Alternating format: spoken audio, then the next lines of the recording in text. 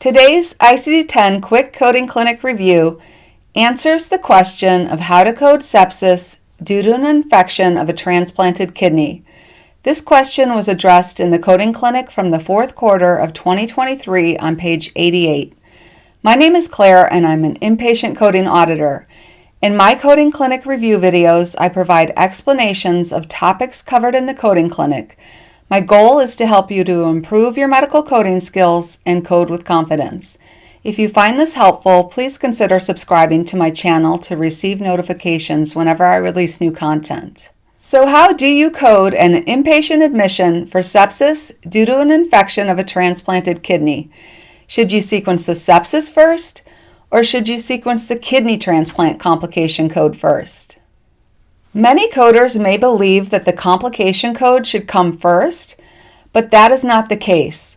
According to the Coding Clinic, when an infection of a transplanted organ results in a systemic infection like sepsis, the sepsis should be sequenced as the principal diagnosis rather than a code from category T86.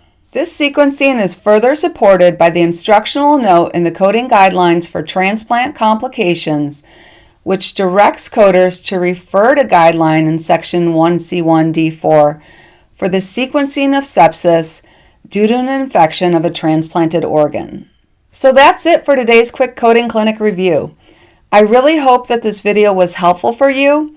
If it was, please give it a thumbs up, and if there's any topics that you would like me to cover in the future, just leave a comment below and I'll add them to my list. Thanks for watching, and until next time, happy coding.